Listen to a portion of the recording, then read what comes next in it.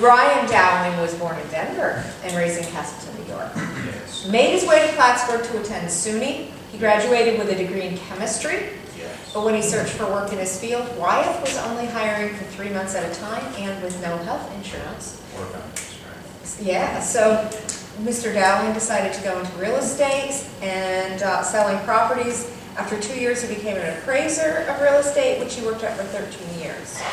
In 2004, he became an assessor for the city of Plattsburgh and moved on to the town in 2010. When he's not assessing, he's busy in his kitchen using his chemistry background to prepare great meals for his neighbors. Listen to you. To be his neighbor.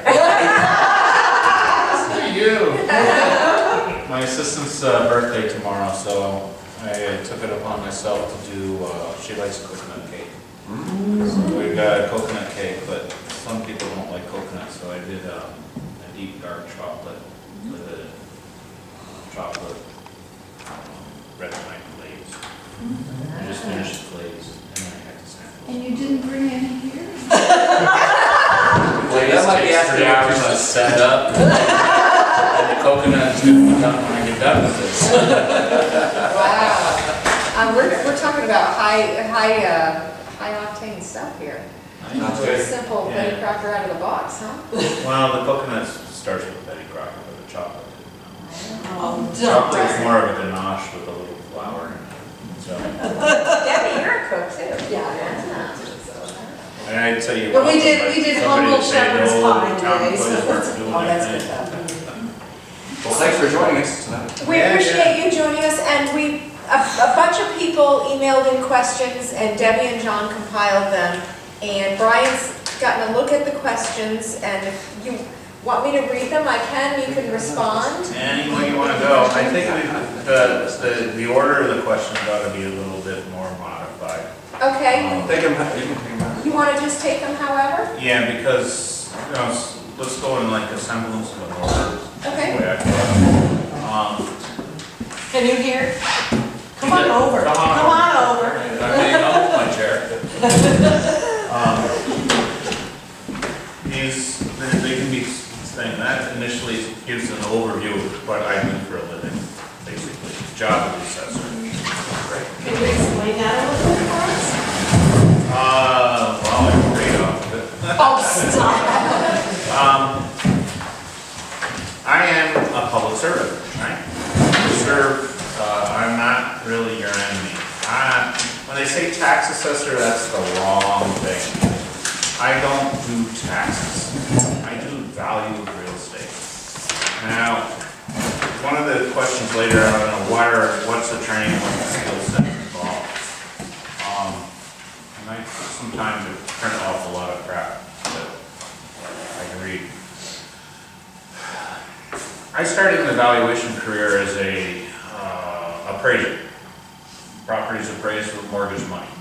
You went to the bank, you needed to get a loan. How much is my house worth? Okay. Not up into the commercial sector. I had been working my way up to that point in time. But I've done courtroom work, mortgage work, not-for-profit work, pro bono work. I still maintain my New York State certification. All the coursework that's required for that on top of being the assessor. Basically because I'm an appointed position. My term is a 6-year term. I do not have the protections of other management style. Actually, they don't really have a lot of protection either. But I have a lot of protection at the state level because I'm a contentious position, right? So the state has understood that and said, we're going to make sure that you're safe. So we're going to give the town board or the city council that opportunity every 6 years to say, you're not doing this a fair job, you can go. And it has been applied in different municipalities. Basically, the evaluation skills I brought was stronger than my assessment skills. And I'm not saying assessment as in value, assessment as in the law of assessment, exemption administration, data collection, et cetera, et cetera. I brought residential value skills that I've been looking, 300 houses a year for 13, 14 years, plus or minus, in and out, doing mortgage work. In 2002, my mortgage work was drying up. And I looked at it and I was like, oh, you know, I wasn't the guy that would tell you what your house was worth to make the mortgage. I was the guy who told the bank what the house was worth. And that would make them find another appraiser. Okay, and when they sold those bundles of mortgages into the market, the secondary and Fannie Mae, Freddie Mac, they converted them into the derivatives that they were selling to these other powerhouses. And then they went and looked at portfolios and it was all false. You found yourself in what we call, is it now called the Great Depression? Because it is recession. You know, and that came from a collusion between greedy bankers and easy want to make their money appraisers. And that it wasn't just in New York State, it was a national thing. I'm trying up, I gotta make a living, I gotta feed my baby. I'm not getting the business. City of Plattsburgh had posted the assessment job. I looked at it, I went in on the last day and I applied for it, and when I bubbled to the top. Me and the guy, another gentleman who did not live in the city, came to the top. He had assessment experience. I lived in the city. They wanted a city person, so they hired me, which was fortunate. Now I could feed the child. It was an interesting learning curve.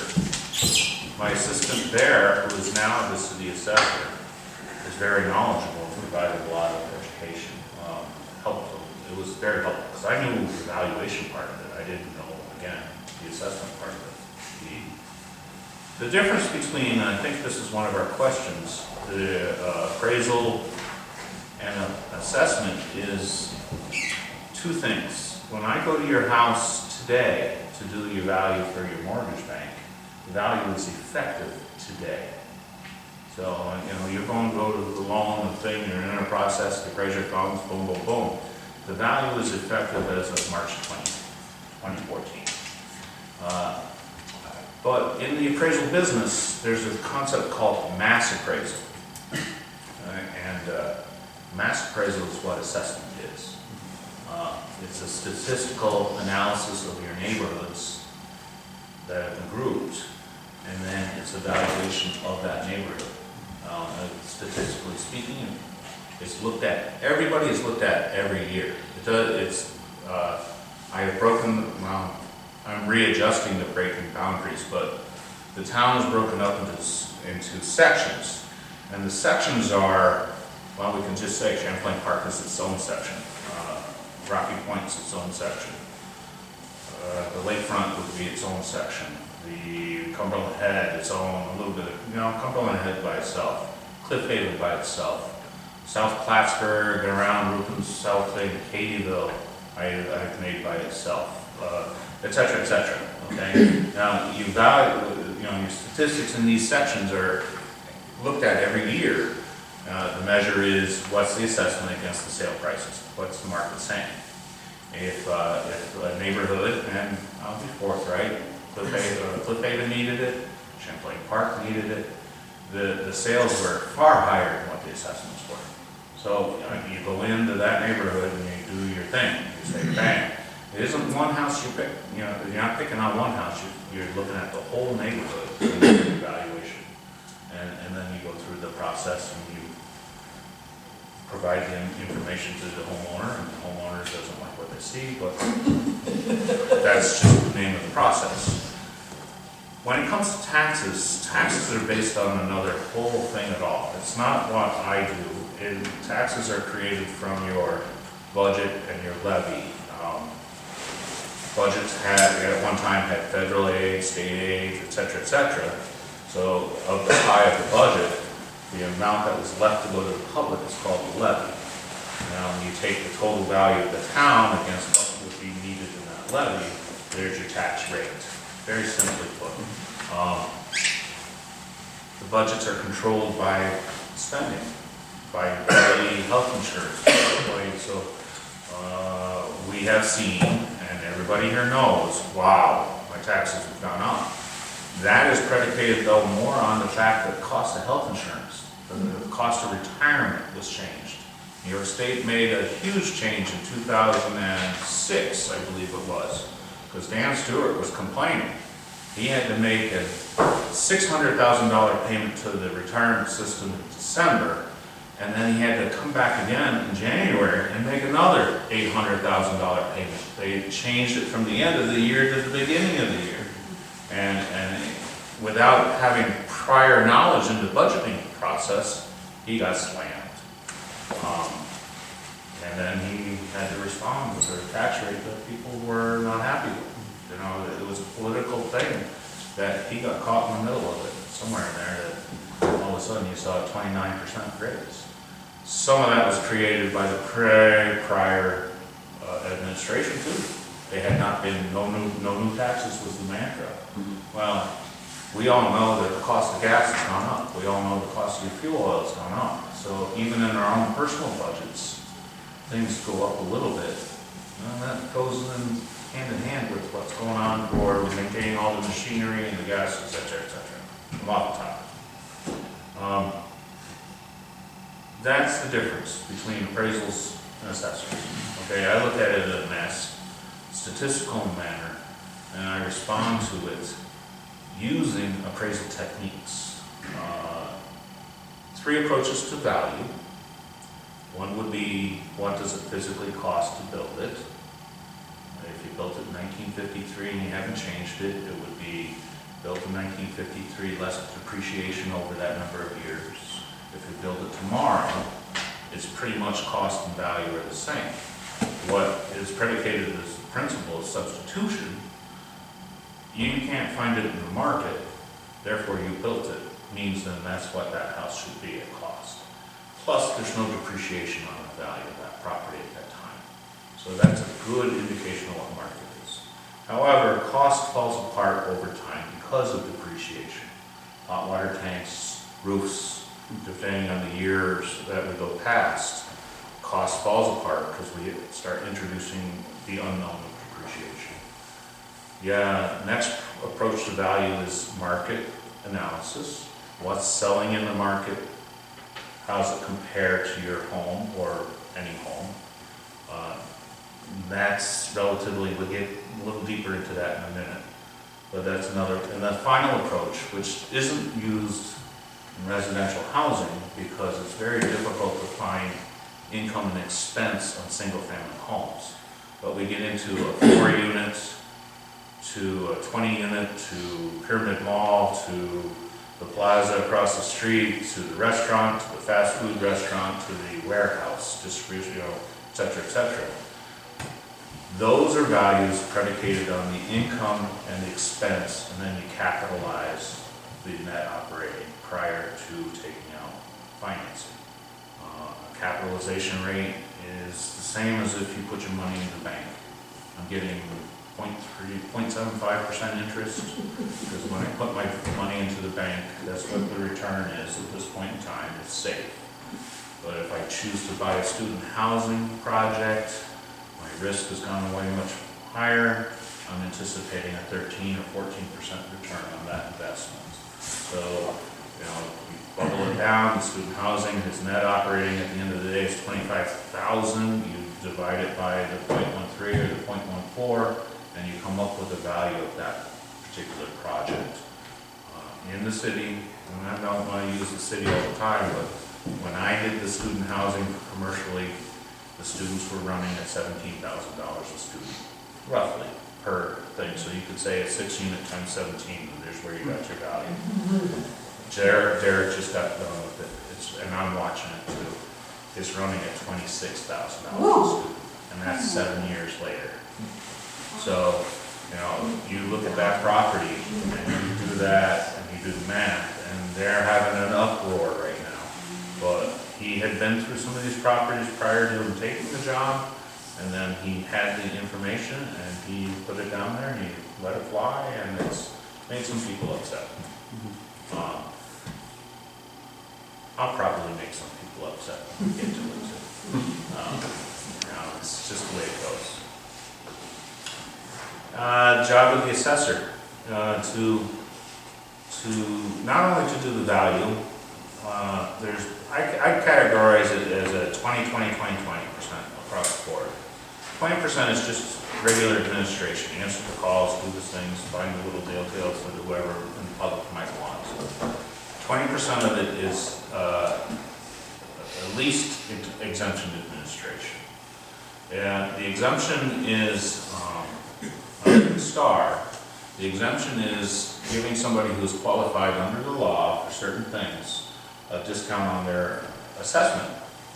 And following up to make sure that they qualify is a large part of my day. I've given Sharon a lot of this now because there's just too much to do valuation and exemption administration. We're running 350, 400 exemptions annually, so she goes through a ton of paperwork. Everybody was due for the 1st of March. There's set dates in my calendar. 1st of March is pretty much, that's it. It's called taxable status day, where when I look at the town, that's it, that's the snapshot. If you were building a new home and you were 50% complete, then you're going to get a value predicated on sales less 50%. There's your value. If you're a senior citizen as by the end of the year and you make under $26,000 and you've made the application, you're entitled to an exemption. Star, senior star, veterans, aged, disability, solar, whatever else is available that people can use. The thing about an exemption is when you exempt my property, somebody else in our community, the rest of the community, picks up that slack. So it again changes the way the rate of taxes are, because when you take the total value of the community, then you take out the exemptions, I'm left with a smaller total into that levy division, gives a higher rate. That's how that takes place. Contentious now? No. But the governor just signed a law saying that the school districts get to make the choices on the veterans. What is the impact? Should it be? There's a couple of things about the veterans exemption that people are not aware of. It's a lifetime exemption, and the surviving spouse is entitled to it as well. So, as somebody who may be veterans, but I'm aware of that. I met a child, I'd say a child, a young man who just came out, and he didn't even know. So there's some on the other side, on the military side, they're not educating their people when they come out of what their benefits are, their VA benefits are. I think the veterans, the military themselves, should take more onus prior to, and instead of the people when they come out into the public. But that's a whole other conversation. Educating, teaching them, knowing what the benefits are, taking care of the PSTD or PTSD or whatever, just to bring them back to this country first and in-house, understand and see how they're adjusting and deal with it instead of throwing it out onto the remaining, the hospital. That's a whole other topic.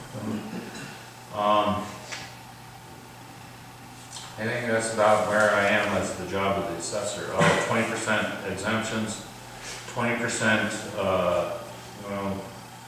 probably 60% goes into valuation. A heavy chunk goes to residential, and then another heavy chunk, which we haven't done yet, is into the commercial. And I say not done yet. Commercial is a beast in its own self. It involves doing it correctly, because it can get expensive for the municipality if the assessor doesn't do it right in lawsuits. Residentially, we're entitled to grieve. You come, you get your tentative assessment is May 1. If there's an assessment change, a notice goes to you, whether it's high or down, up or down. And then you have an opportunity to call and schedule an appointment to have an informal hearing. And if you're not pleased with the informal hearing, or I'm gonna tell you, sorry, you have the opportunity to go in front of the Board of Assessment Review, always on the fourth Tuesday in May. The town runs at 4 to 8. And present your issues to them, and they can overrule me. And if you're not happy with what their decision is, then residentially, you have the opportunity to file for a small claims court. And small claims court is done by an appointed hearing officer, and you can bring your information to, we both go then, and I bring my information to them, and you bring yours, and it is similar to a judge, but he will review all the information. You get about 15 minutes, that's it, bang bang, he's on schedule. And then he takes it, he makes a decision, he writes us back. There's no decision made at the spot. Commercial though, they will get their evaluation. They won't come to the grievance. They will file their petition for grievance, but they'll use their attorney. And when they go to resolute after that, it's called certiorari. It goes to a Supreme Court. And now we're into a process that actually the statute of limitations is 4 years on the certiorari. So if it doesn't get settled before, it's dropped off the back end. Then I can't defend the value at this point in time. I have to hire an appraisal.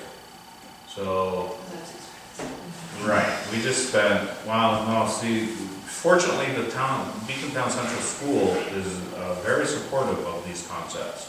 So they do put their share of the bill on this stuff. But the last appraisal order was $4,800, and it wasn't even used at this point in time. To the fact that we've almost come to the end of the statute of limitations, and things have been built on the site, so we gotta go back for another appraisal. The judge, the whole process doesn't move. And I'll go back, the pyramid was changed in 2006. They sued for a number of years. I think the town of Plattsburgh paid $70,000 to $80,000 in defending the lawsuit. So, and this time around too. And didn't Beacon Town School also? They contributed, and the county has a thing at the county level over a certain assessed value. The county will, otherwise the county doesn't care. They're just like, take it away. So when we go into a commercial reval, which is going to take place 2015, and I've been trying to explain to the counselors we've got a budget. The pyramid is going to file. It won't matter. It's going to be an automatic. And that, by the end of the said and done, by the time you get the appraisal done for pyramid, it is a lot of money. You have to understand, there's a lot at risk at that time. So I want to do it right, because if I'm that close, then there's no contesting of it. It's a little less expensive for the municipality. I sent out a survey a year ago, and I was surprised. I got at least 15% response. I have a lot of information that I can use from a variety of different types of businesses in order to establish rental income and expense income categories that when I do apply it to the rest of the other projects I did, it should be relatively good. All right. Several homes exist that are classified as old style, overall condition normal, overall grade average. A wide range of values per square foot exists when comparing every home in the town classified as such. The low was $10 a square foot and the high was $140. Is this the way it should be? I didn't even answer. And I didn't answer because, no, it's not the way it should be. When the RPS V4 program that went into effect came in 1998. RPF. Okay, Real Property Tax Services from the state of New York provides me with a program. It's RPS and the version is V4. So when V4 came into effect, they had to fill the box. Now, I can open up a card on your property, and they'll have, you know, if we say highlight this, these are the most necessary ones, but then they have a pile of other buckets in there that you know, you have your druthers if you wanted to fill in. You will find, after I've touched the property, all the buckets are filled in.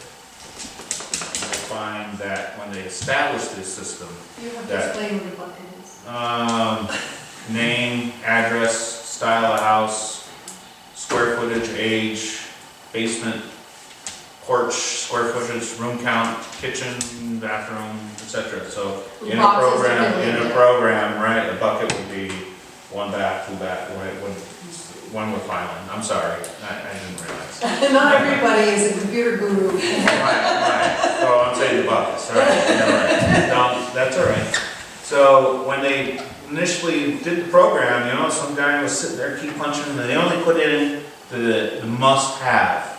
You know, you gotta put your email on this, otherwise you're not getting your product from home, right? You know, so you must-have, whatever, banking, whatever, if you're doing anything. So when the county did it, initially, everything was average normal. So they didn't look at it. And it's predicated on the assessor. We'll go back to how I break up the neighborhoods. We don't compare Brandell to Champlain Park. I don't compare Rocky Point to Champlain Park, although you have to kind of believe it a little bit. I don't compare Woodcliff to, you know, the lakefront in Woodcliff. Well, no, let's go back. I don't compare Windswept, which is the neighborhood now off of Bluff Point on the water, to any homes on Cumberland Ave. You know, it's a whole nother market in itself for its own different reasons, right? Got a golf course in my backyard, private road, etc., etc. And they sold a lot of land down there for a lot of value. And if you live on the lake, you will notice that you will find Cumberland Head went down for the obvious reason that the site values down there do not compare to the site values on Cumberland Head. Another thing you might find is the guy with the sand beach and the guy with the cliff will have a different value too. But that had been all wiped out. Somebody had done it correctly, and it was all wiped out, and everybody was saying, hey, you know, there's some land down in Windswept with $3,000 a front foot. Everybody's $3,000 a front foot. It doesn't work that way. If you live at the north end of Colligan Point, you're going to know that. You will flood. That's not what Mr. Whitbeck was feeling on Woodcliff. No, et cetera, et cetera. So, no. Is this the way it should be? The answer is no. The answer should be that it should be, when we look at the question is, when you, whoever was doing the math here, did you take out the value of the land and you just leave the improvements before you did the math? You know, because value of land, all right, I got the same house on the lake and I have the same house in Champlain Park. Well, the site in Champlain Park's one, the site on the lake is another. If I'm going to do the totals and divide by the same square footage, I'm going to have $10, I'm going to have 140. So you have to extract the land value out of that before you go for the value of the improvements. That's what I did. You did? Okay. And I can answer you that. It's just been, it was the easiest path. It's what's been done. And no, it's not correct. And you will find that after I touch property, all those buckets are filled in. The more complete description and a more accurate value will be provided. Like in any computer program, better data in, better results out. It's a simple book. When some properties are sold, the selling price sometimes is unusually high or unusually low. For example, someone might price a home very low so it moves quickly. Are sales such as these considered outliers and not used for comparable properties to assess similar properties? Well, the state of New York has something called a 5217. When we close a home at the attorney's office, we sign the 5217. On it, it tells you a series of buckets, a series of check marks that they can make. You know, is the house between relatives? Is the house a warranty or a bargain sale deed? Is the transfer between corporations or none, which would mean arm's length? Now, a lot of times, again, it's just, no, comes to you from the attorney. So then it comes on my job, well, what is going on with this property? Oh, it's the estate of so, sold to so. That sale is tossed. That is not used in determining what my level of assessment is, because it's not considered an arm's length market sale. Just as I would toss it in the appraisal world, the state of New York tosses it as well.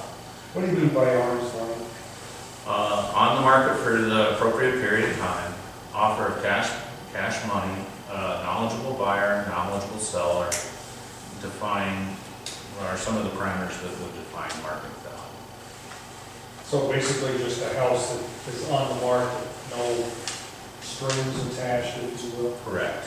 And a knowledgeable buyer who's been looking at the market came to you and made an offer, and then you were saying, okay, and you negotiate a little bit, and then that's it. It was done without strings attached, without the influence of, well, my dad died, I just want to get rid of the house. So those are, that kind of transactions tossed. However, you do find that it would be, there was, I think I explained to someone, $848,000 asking, and the house was under contract in 4 days. What was wrong with that deal? No, big red flag.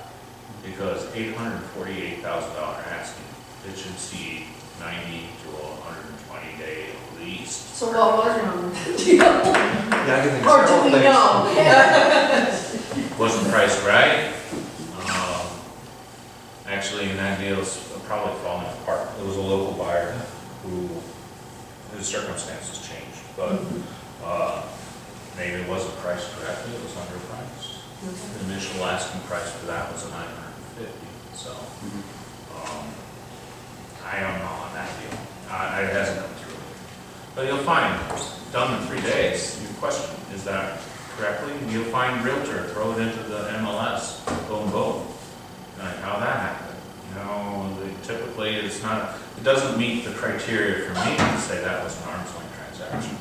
So, yeah, I will, it may say it was valid, but, well, I have the ability to say they're valid or invalid for using in analysis, and I will invalidate something like that, because it doesn't represent what might be taking place in the market, whether it be too high or too low. I have a commercial property that paid too much, but there was tax issues with the property. So the guy paid it because he wanted the property, and paid the extra tax issues. I have another guy who is a veteran, fully disabled, residential purchase, with his exemptions applied. He doesn't pay very much tax, he didn't care, so he overpaid for the property.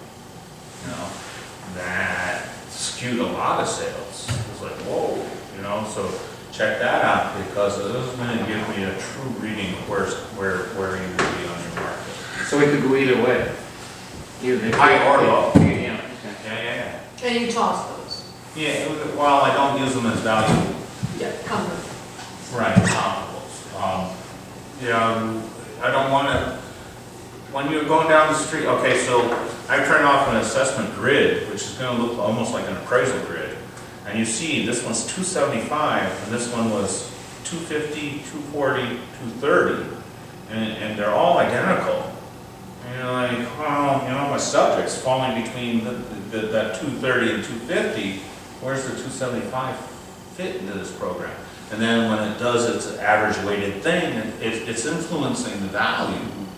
But really, you found out, wow, geez, you know, there was a $20,000 give back in it, and it wasn't noted anywhere, you know? So you can't say. Or another one just came to my attention, all the furnishings in the house were involved.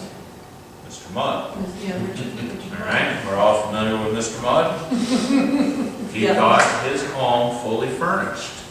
Well, they didn't put it on the 5217. They said on the 5217 he paid this much money in order to avoid this personal property sales tax.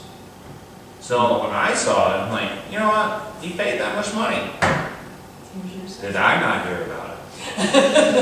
Right? You know? But you chose to avoid sales tax now you gotta pay property tax, because that's what 5217 is about. To sit there and say, here's the concession in it, or here's the personal property involved in that transfer price, so that it can be properly adjusted up front before we start the evaluation. How are basements assessed compared to above grade? Are factors such as number, size, windows, and basements used, ceiling height, walkout basement. Well, state of New York has provided me what they call assessor's manuals. Everything's online. Go into government researchers and into real property tax, and you'll find all the manuals that I have to abide by. All the exemptions are there too. Somebody's looked them up. Me. Yes. Basements, I don't, okay. Individual components on a property are individual components on an appraisal. When I'm mass appraising, I don't know what the actual program is doing in behind, truthfully. I don't know what the shed is worth. I can tell you in an appraisal what that shed is worth. I can tell you what the garage is worth, that's another question in here. But within the system of the program, I don't know how, and I don't know how many people actually do know how that program is analyzing all those little bits and pieces of each property.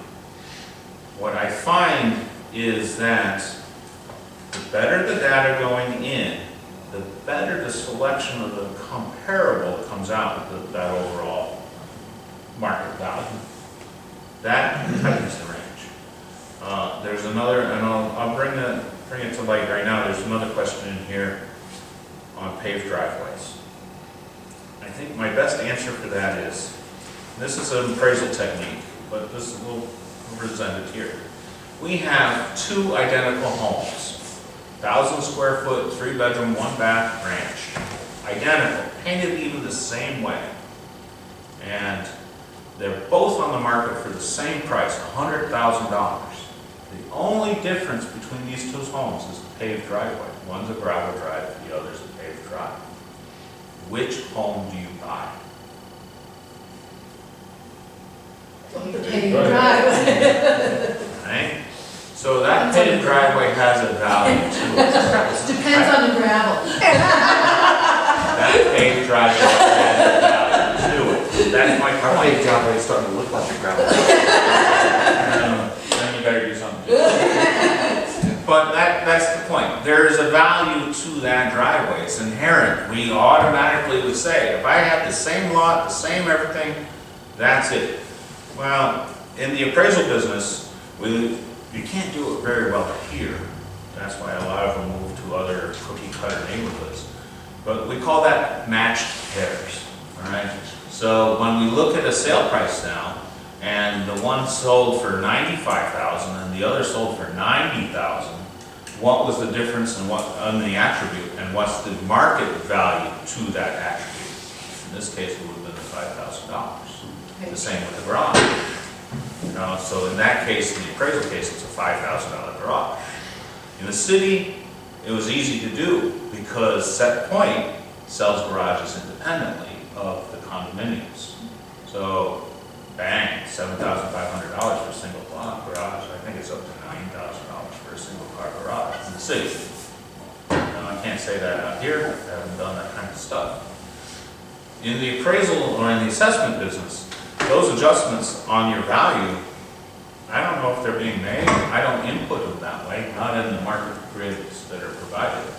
We're just looking for the best comparable with overall total value. So how do the basements affect? I know that a crawl space is a crawl space, and you're looking for a comp with crawl space. A full basement, 6 foot or higher, is a full basement. Partial basement says indicates a 6 feet or higher with 75% or less of the first floor area would be a partial basement, and they get coded that way as we go through. Everybody here has a folder and has a property record card. Somebody's been to the site and data collected, measured the tapes, went in, talked to you, said this is what I have. I have a finished basement, I don't have a finished basement. Another topic coming down the road. It gets put in and that's how it goes with the program. Now, the card has more detail on it than the program does. Again, as when I go through the sales, that program is getting updated to the greater detail. Difference between finished basement and finished rec room. Raised ranch, split level, has that floor that's downstairs is typically finished. That is a finished rec area. Unlike the ranch with the basement that's no windows, which would be a finished basement. Yes, there is a value difference in those two. The finished basement, if it's an equal value to the above grade, is considered above grade. So the raised ranch, you're looking at it, you would say, okay, it's 1,000 feet up, it's 1,000 feet down, if it was completely done. The split level, you know, the one side's 480 up, downstairs it's got half a garage and the rest of it's done, so it's 240 down. And then the remaining part of the thing is the way that's done. Second stories. Full second story, roof line and the eaves are above the top of the double of your window. Full second story. So you would technically, if I'm in the house, I'm not banging my head on the eave of the roof. Half story area, to qualify as a half, there must be at least 4 feet of exterior wall height at the eaves. So in the appraisal business, you'd walk in and if you banged your head, that's bang. You know, if you were taller, then that gave you a different thing. You know, you're shorter, you might have a little bit more, plus or minus. The same goes with 3/4. If you're dormered out, then you're not going to be a half story, you're not going to be a full story, so you're called a 3/4 story. Finished area over the garage, finished area over the attic, same thing. Qualifying energy conservation improvements. Do I have to go through this one? No, no. All right. And does anyone have any like solar or geothermal or Besides us? besides us? Well, if you do, I guess- give us a call. I guess the biggest takeaway from the whole process is that if you install, say, a solar array, and it is exempt from your assessment, I'm not sure the exact wording, but you have to fill out paperwork to get that exemption. It's not automatic. You need to know to do So, it. yeah, you need to fill out paperwork. The other thing you need to know is the program is an opt-out program, and the state did it, and the county opted out. So, in the exemption world, you do get exempted from your special districts, the fire, the ambulance, like water, sewer, if you had it. What you do is the highway, because that runs as a tax on the whole community for the town. The county's opted out, so it's really the school that you would make anything off of that solar or wind array. All the rest that was in here, federal energy, those are income things. Now, somebody's reading the next chapter in the law. I have never seen an application for the installation of the heat pump, the biomass, anything like that. I have not, I don't know what yet. I would defer that to a higher authority if that came in. What I'm taking that to be is, I swapped out my old furnace for a high efficiency energy furnace. Do I get an exemption on it? No.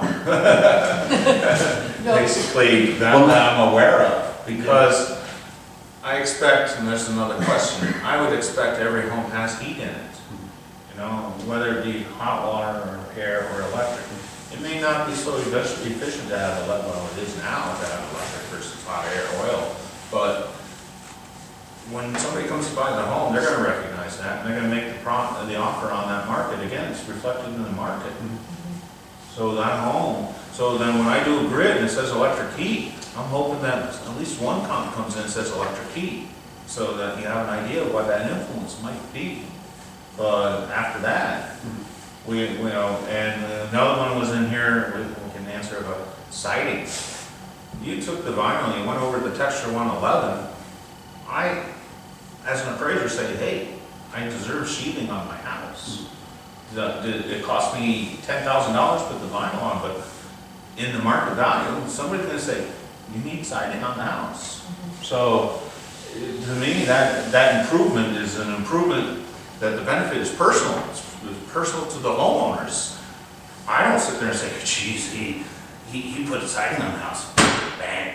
That's not the way it goes, because again, I go back to that sale and it comes in and says vinyl siding. All right, that's what somebody paid for, vinyl siding on the house. Upgraded windows, roof. These are maintenance items in the way I treat them. That you would have to, we're looking, I don't want these aluminum anymore. I want to put in the double hung, triple pane vinyls. Well, fine, get your permit, put it in. I'm not going through it to say, hey, where I get caught is when you go to sell it. Because then it might bring a little bit more value when I try to market that house. It's not a thing that you've automatically done it. I automatically raise your value. You're entitled to have some maintenance on your home. Landscaping. Now we're talking another topic. Marketability of the house. So, yeah, I don't want to have a home with weeds in it, but I don't think that the guy who's got a ton of landscaping, he doesn't expect to get zero for that. He's expecting to sell that property with some sort of return on the hard work, on the paving, and the brick pavers, et cetera, et cetera. So landscaping can have a value to that. Do I judge that? Again, the sales dropped into my grid. I'm looking at them. If I'm living on Brandell and I get 2 other sales on Brandell, they're all relatively landscaped the same way. So it's not an issue per se. Now the guy in Champlain Park has it. Well, what can I say? The rest of the other homes aren't going to have it, but it's going to be reflected. You might benefit to a degree. So you're saying that if you did put the siding on your house, it's going to raise the assessed value? No. No. It's not going to. Only when you sell it. Appraised value. Yeah. When you go to sell it, you're going to have maybe realize the benefit, but the comparables that would go into the grid to determine the value of your house would technically should have similar siding already on them.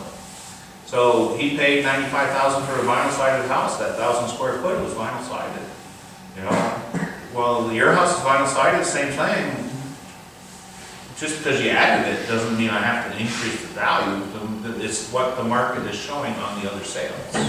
Well, I was going to put siding on this old barn I had because it looks pretty ratty. And I called, this is a while ago, I called out to their office. I don't know if you were there at that time, but I assume you weren't. And they said, well, you need a permit. I said, well, will it raise my assessed value? And they said, well, sure, we're gonna raise your assessment on that property now because you've made an improvement. Now this is your predecessor. Oh, well, that's the one that got the. Well, here, understand my predecessor. We all know your predecessor. Who was the same one that I went and said, now that the economy's down and your properties are selling for less, will my assessed value and taxes go down? And the answer was, oh no, your taxes will never go down. Well, I can't answer to the taxes, but the assessments do go down. Yeah. Well, I can tell you, I'm sending out a bunch of letters that are going to show that your assessment went down. Or maybe the inference was that we'll make up for it in raising the Well, there's the balance, right? We were talking about that levy. It's assessed value times rate. Yeah. You still got to get to the levy.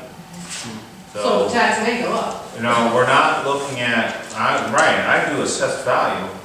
I don't do levy, although they work hard at it.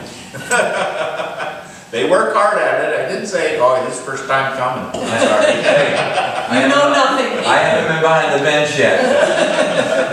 This first time's coming. Yeah. But yeah, there's demands in the levy, Hey, Yeah. geez, I'd like the cost of living coming my way too. But that equation is assessed value times rate, which is determined from these to make that levy. So yeah, there's another one in here. There's another question in here, and I'm jumping because I've read the questions, but State of New York gives me a range. They tell me that you have a level of assessment, right? They want to see 100%. I didn't get the dry board, but. that's Oh, okay. there's over there. I'm not gonna. Okay. They want to see 100% so that you know where you stand. all right? My parents Explain what were that means 100%.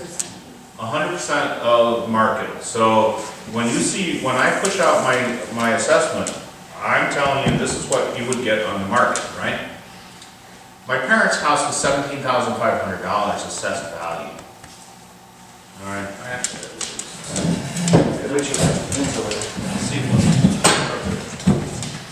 See if the calculator's on. I see Finley. Oh, you don't have to turn that. Yes, we do. I don't want to see all this on the free. That's the way I use it. My parents lived in the town of Spokane. Castleton on the Hudson is just south of Rensselaer. They had not been reassessed. I know, since the 70s, I think. Okay. So here in the state of New York has been pushing communities to do 100%, be equitable and fair to everybody. So when I come out and I tell you, you know, I can be wrong. I'm not gonna, you know, I don't see the inside of everybody's house. What I have seen the inside of a lot of houses. And it doesn't matter what demographic you live in. When I went through Champlain Park, I saw a lot of 1953 homes. And it was ping, ping, ping, ping, ping, done. And then they were, how? Well, you need a $12,000 kitchen. You need a $6,000 bathroom. You need a painting place, it's going to cost you this much per square foot. You need flooring, it's going to cost you $250 a square foot. Here's your new assessment. And it was agreeable to everybody. But that would be what somebody's going to sit there and say, hey, I got to put 12 grand into that kitchen. I got to tear it out and redo it. And while I'm there, I'm going to do the bathroom. There's the one someplace on Senate, I think, maybe Genesee, being done right now. Steve Brody's son just bought it. Anyway, so we come out and we say, okay, right. There's more in the cabin? Wish we had it. Oh, what? Wait, he's got more. That doesn't function. Oh, all kinds of things. You got something to Just wait take it anything off? out, paper. There's that spring bottle next to you. Yeah, but I have nothing to wipe with. He's got I've paper got towels. paper towels. Can you find something to write with, John? Yeah, I'm looking for, other things. I've used this before. Girl Scout. Sure it's dry erase. That is not dry erase. Yeah. Not good. Sorry.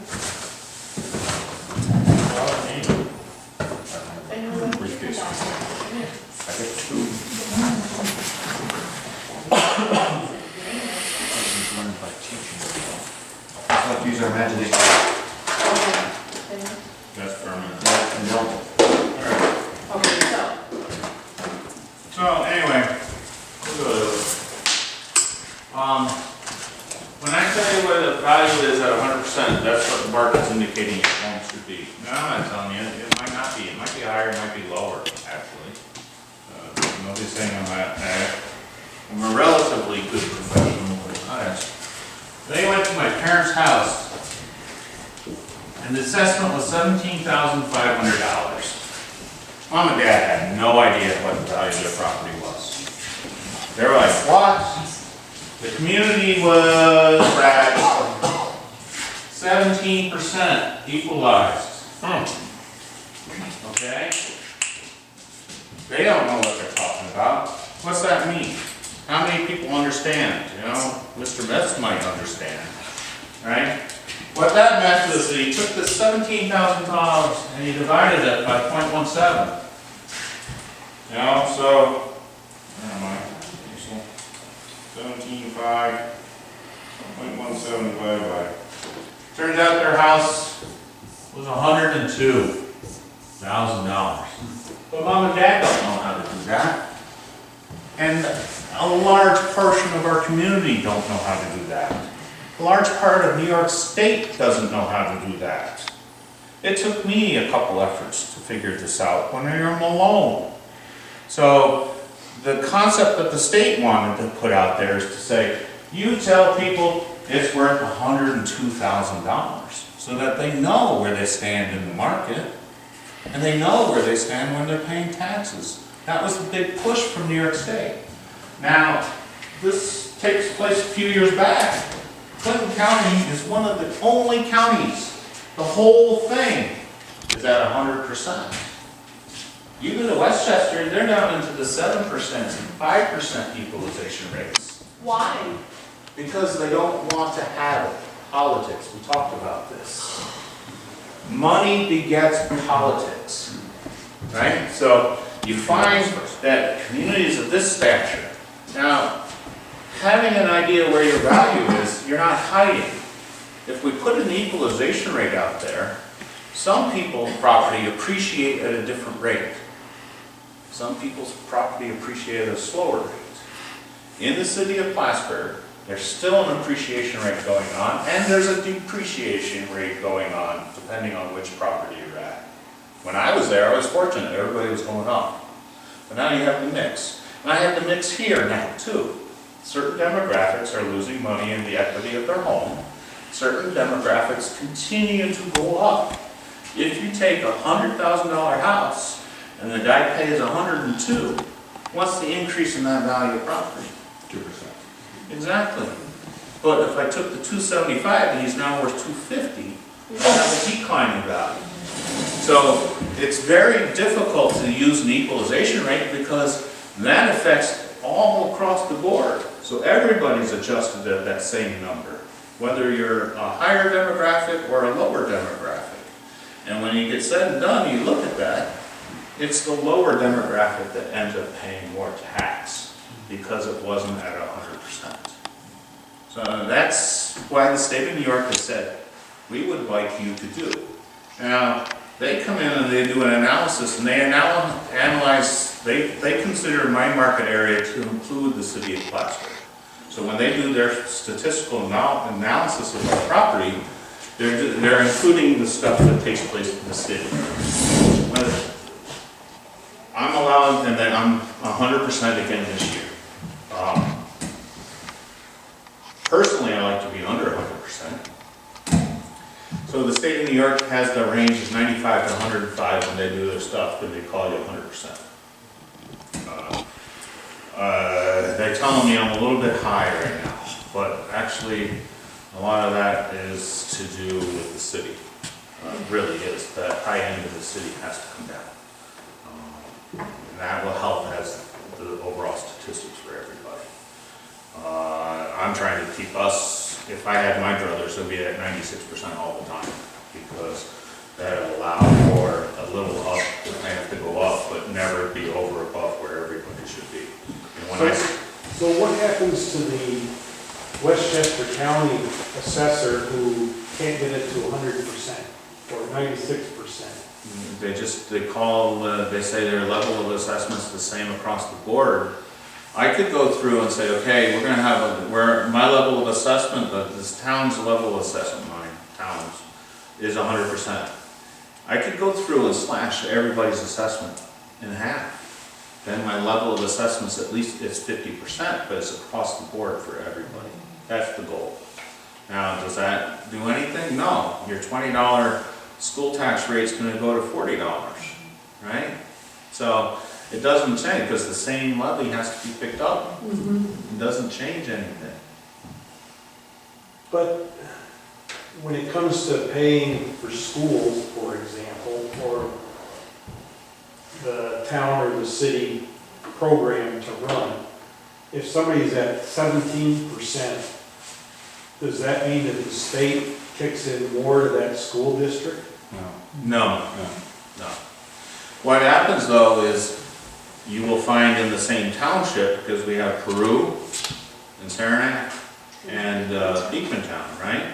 And Beekmantown covers Shazy, pieces of Shazy, pieces of Beekmantown, pieces of us, that when you get into equalization rates, you'll find that your neighborhoods across the street, the town, is still in the same town, but the different school, are paying different rates.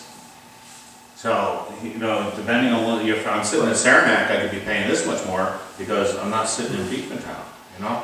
And really, when we go to 100%, that makes life so much easier for the school. Sure. So much easier, everybody's at the same thing. And I have to acknowledge, the one thing you'd have to sit back and say is, when the county got everybody in this whole county at 100%, that's really good. I mean, really, really good. It was a leading example for the rest of New So York State. what advantage is there to everybody being at 25% or? There isn't an advantage. There's a disadvantage going on. But politically, It looks good politically. Politically advantaged, yeah. Tell me Because, what the political advantage is again. well, the guy who's got the bigger house with the bigger, deeper pockets is throwing into the political campaign to keep the assessor from doing, or to keep that. But how does it But what advantage? difference does it make? Because if he went to 100%, he may end up paying more tax To who? to the government, to the To guy. which government? You just said it wouldn't impact schools or the county program. No, you're misunderstanding. If you're at 17%, if you're at 17% equalized, and I don't want the guy to come through and tell me that I'm worth at 100%, because now I have to be, it's in one of the job of the assessor, is to keep balance between the demographics. You have a variety of neighborhoods I talked about earlier. They're broken up on ranch styles and colonial styles and value areas. Well, when we're comparing these, you gotta look at what's in the set, and then you have to look at what's between the subsets, right? You understand? Is that, in other words, the word equalize is the most important word in this. It's not the 17%, it's the equalize. Correct. And what you're suggesting is that something that you haven't really explained until just now, that you have within your purview a comparative valuation concerning the demographics of the area you're dealing with. In other words, the actual value or market value of a lower demographic, people with very shallow pockets, are to be, under your purview, as you were suggesting, is to be adjusted so that there's less weight of taxation upon them than the people that have a higher valuation or better homes and deeper pockets. Is that what you're suggesting? No, I'm saying that if the state of New York comes in and looks at the sales and says that this community is at 17% equalized, that it really it's not justified to the various demographics. When you come in and you say you're 100%, then the guy at that lower end, he's at 100, the guy at the higher end is at 100. But the following year, things transpire, sales change. That $1 million, $2 million, $10 million in Westchester that's selling went for $15 million. Yet the 100,000 in Westchester, which I doubt exists, stayed at 102. So he went up 2%. The other guy went up 50%. Yet you're still equalized at 17% at the end of the day. Who benefits? on the tax, in the taxes they pay, you're saying, who But benefits? if you work straight arithmetic, there is no benefit to either one. If you do No, straight the benefit arithmetic, is if that- 17% of 15 million is still the same, the change in the number is going to be the But same. his assessment isn't 15 million, it's gonna be 17% of whatever it was. But you, You didn't go in and change it to 15 million. That's what's happening. They're not changing assessments, therefore the equalization rate keeps coming down. They keep looking at the sales, but no assessments are being changed along the way. well, that's. So if I chose to do nothing over the next 5 years, we'll go from 100% equalization to 75. And as that goes, no assessments are being changed, that's what's dropping the equalization Okay. rate. Then we're not, the component we're not talking about is the work of the assessor himself. Right. So the work of the assessor under a 17% equalization, you're suggesting, is easier because he doesn't have to do much. He hasn't done anything. Hey, that's a good job to have. No, I look at the assessor in my parents' town, and I'm like, what a great job. Hasn't really done nothing but collect the new construction, the new businesses, and put a value on them, but hasn't gone out and done a due diligence to the people that they work for and making sure everybody is at the same table at the same way. That's an overall. That's not Believe me, even- we were talking about the allocation of work earlier, it's like, holy jeez, I used to be able to run grids in the city, do my stuff, and then take 10 days to drive by every house and say, bang, this scope of the town is huge. To get from Katyville to Cliff Haven is an unbelievable amount of time in the working day. You know, people don't understand that. You know, it's like, wow, you know, it was a shock to me. This will be my 3rd year and I'll just finish all the residential. You know, looking at it, the numbers egregious, but looking at it, you know. And I'm coming down in certain areas. Okay, I'm still not understanding. If Westchester County's at 17% Mhm. and Clinton County's at 100%, Mhm. what is the advantage? I think it's in school aid, there's an advantage. I think it's the advantage is that you know, the guy in Osceola knows where his house is, the guy up in Churubusco knows where his house is. But to run a school district in Westchester County takes obviously So then one township in Westchester has a certain school rate for the same school district, the next township might have a different rate because of that. The third, say the school district boundaries 4 different towns. They're gonna put out a thing, a budget, and then they're gonna have to figure out what's the rate for each one of these. Back into it, the levy based on with a rate. So Our their rate's gonna be a school- lot higher than ours. Our since we're school in was the- there a while, not long ago.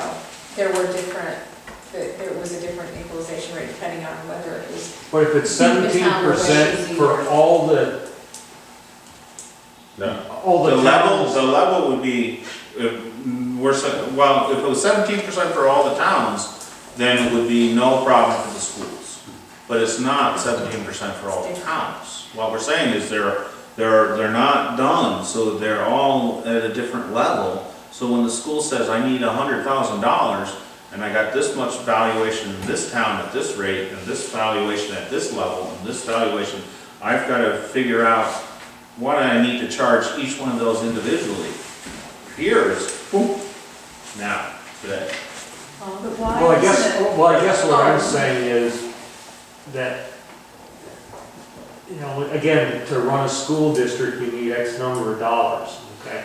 And, you know, they're gonna get that X number of dollars from the state.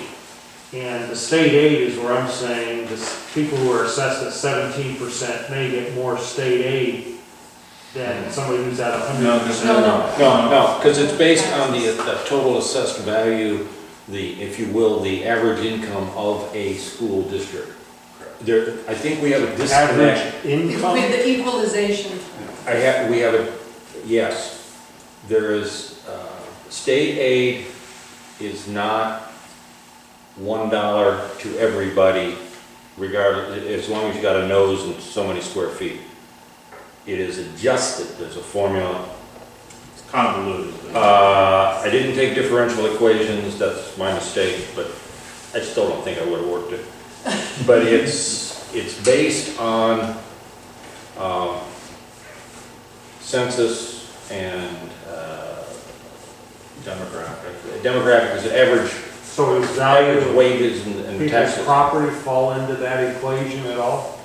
No, it Okay, takes sorry, the total what? numbers of the value of the property. Excuse me? Takes the total assessed value of your community. So if their assessed value is, 17% is not accurate. Because you've had a growth in certain areas and you have had declines in certain areas. So why does the state allow that if they expect us to be 100%? They're trying to revamp the program. Political pressures is why it's going on, right? It's still going on. One of the kickers is what you illustrated with your parents' home. They were assessed at 17.5. Well, when they were first into that house, they bought it for 1,700. It went up a little bit, 17.5. That was the last time, 30, 40, 50 years ago, that they changed that. Right. The guy next door to them, who bought the mirror image of that house and sold it 20 years later for 35,000, that property then got assessed at 35 because it was a sale on the record. Right. Right. Okay. and the present owners haven't sold it since. Right, So you got a 17.5 and a 35. identical. Yep. Identical, should be the same, and if they were at 100%, they bid 102. Now, down the street, around the corner, 3 blocks over, is the mega mansion and the McMansion and next door to it. Because they haven't changed assessment, a property that sold for $100,000 in 1950 and has not changed hands is sitting next to the 1 million that is now sold for 15. The guy that bought it for 15 is now paid on a 15 million assessment.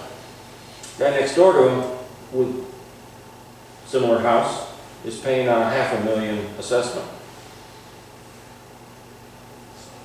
If you're in the $500,000 home, which could have, maybe not go to 15, but should have gone to 12, it is in your interest to fight to keep that $11.5 million off of your assessment.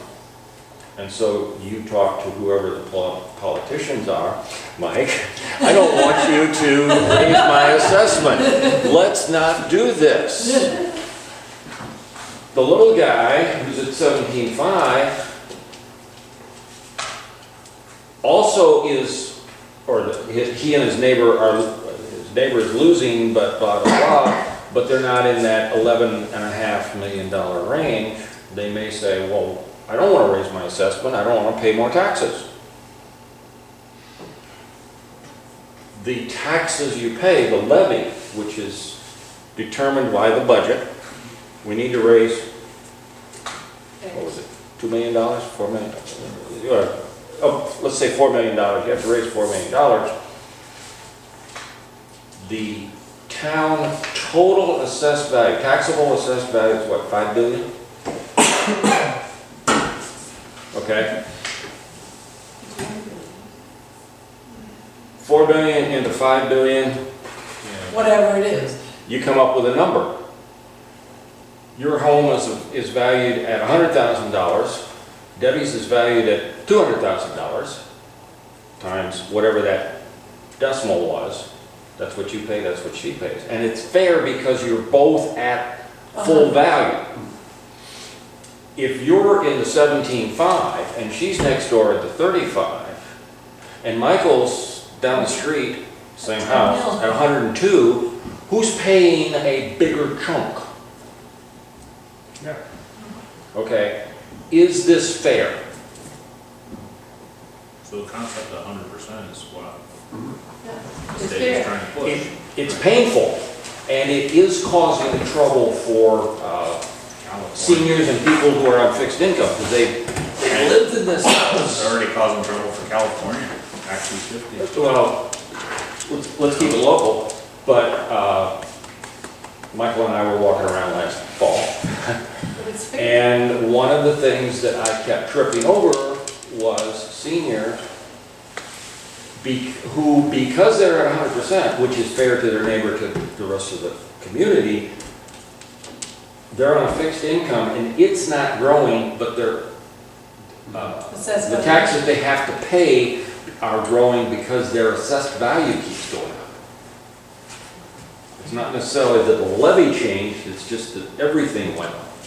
We're growing at what, 5%-ish? No, that's a little heavy. What, That's heavy right now.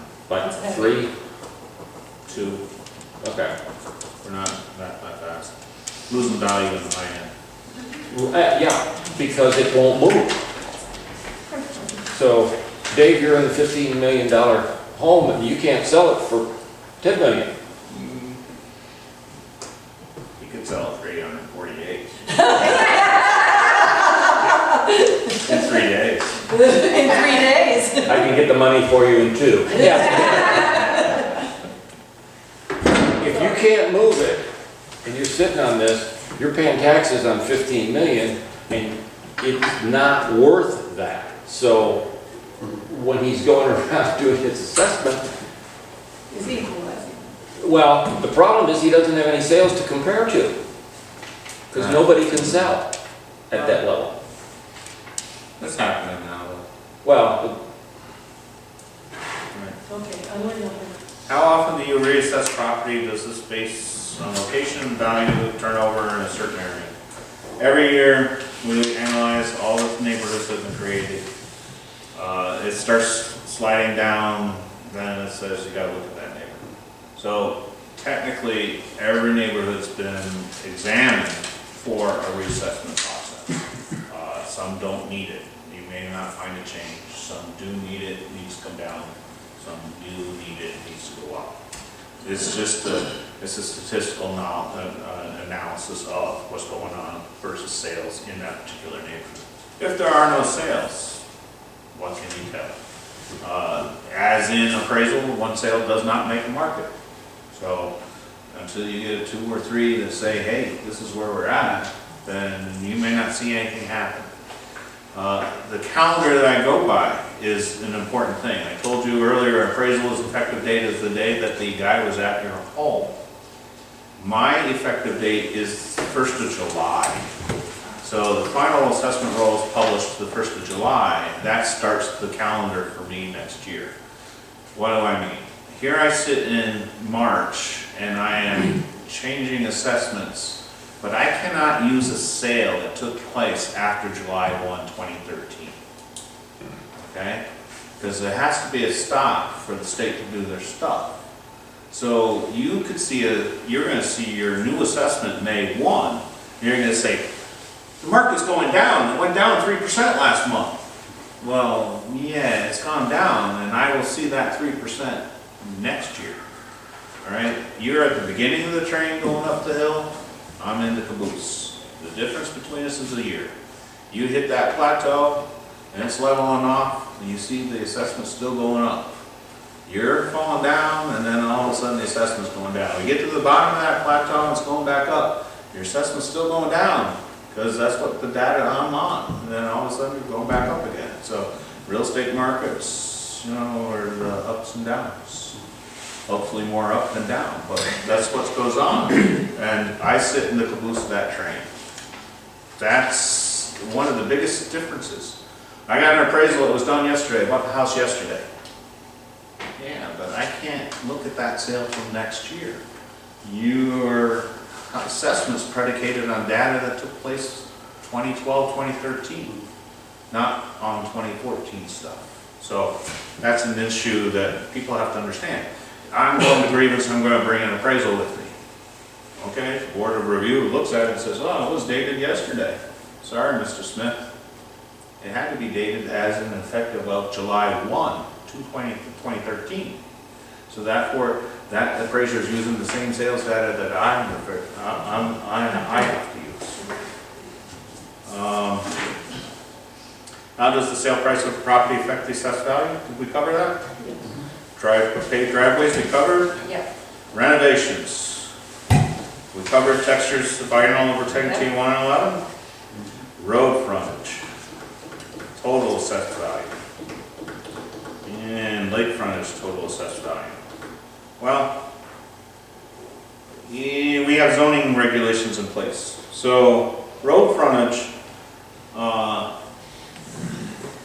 create a land chart that's applied to the whole community. I think a couple of us have gone through the land chart. 2 of us at least. Or how to develop the land chart. And the land chart's predicated on what the zoning would be prevalent for the area. If it says out here, well, we need 125 feet R4, so we need 125 feet on the road. So your land chart's going to be predicated on the first bulk of your value is going to be in that 125 foot by a certain depth. And then anything over and above, the land chart just dies off, because anything in excess is not going to be prime anymore. Unless you have a second lot, then it becomes prime again. The same goes for lake. if you merge two It would, existing lots into you one. merged, right? You merged, you Yeah. called me. Yeah, We took the value off and we added the bulk into the rest of your land. right, Very little jump on your overall total. Right. Remember, right? Right. Okay. So that now becomes one property. If you had 125 front, but now because you have 2 lots, Because now you have 250, doesn't mean that you're charged at 125 across the whole 250. You're gonna have that prime, and then a residual value given to the balance of the land. right, So there's a lady on Lighthouse that just sold their home. They have 175 on Lighthouse, and you got 280 on the lake. Now, after the 125, she cannot split that lot, there's not enough road frontage. She's been told no.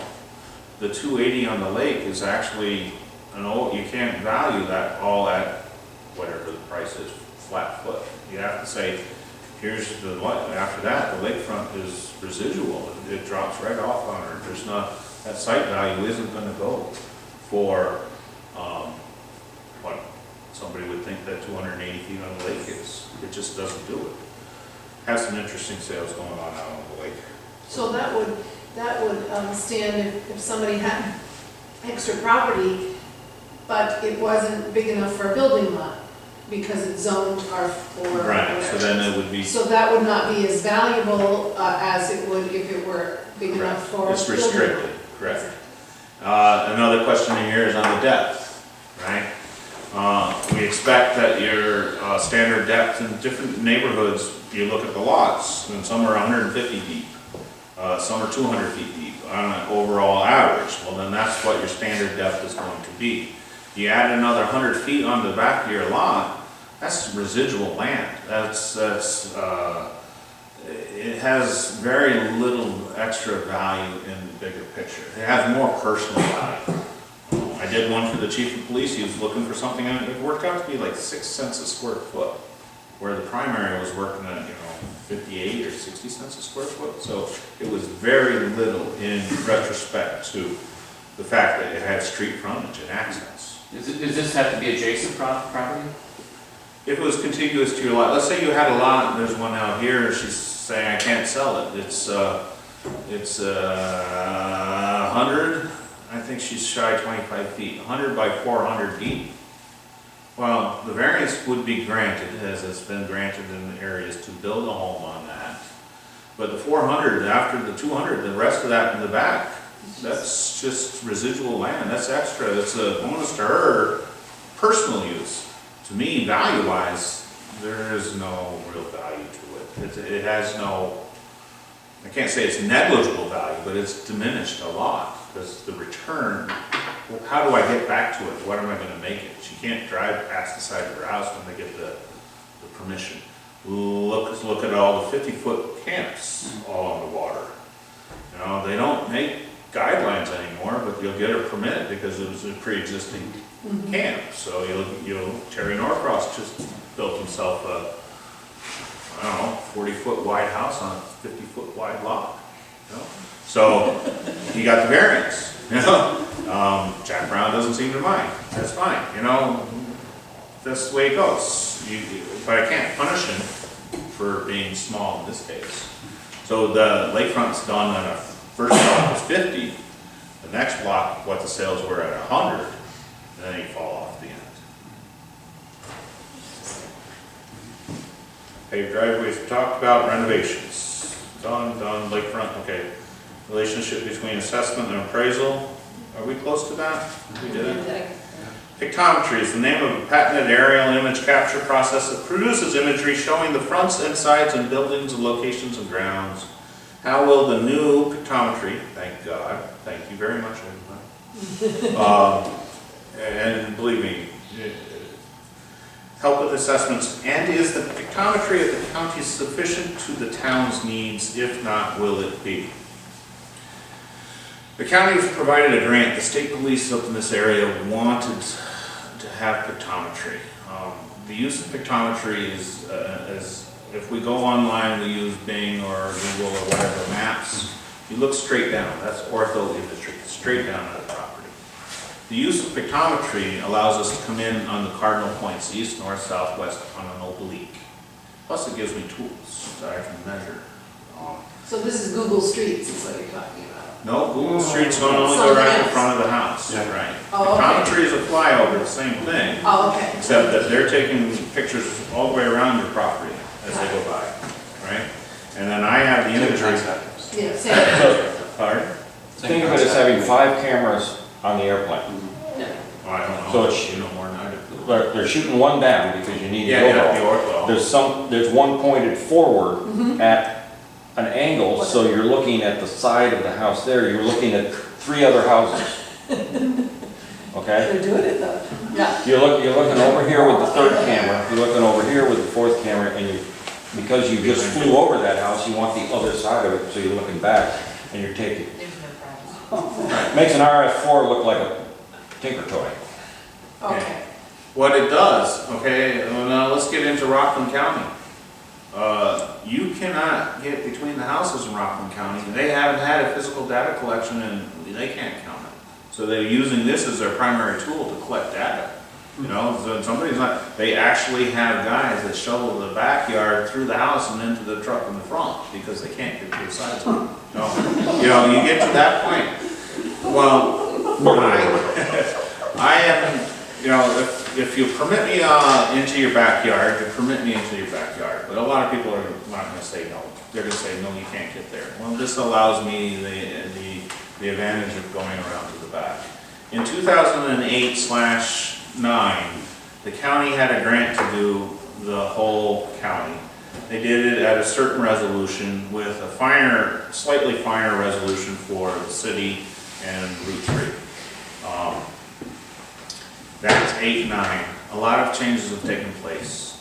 And it's a very big tool for me to cover a lot of ground without having to take the physical card, go knock on the door, introduce myself, talk to you for 3 minutes on how the weather is, why I'm here, measure the house, and then either say goodbye or just go, you know?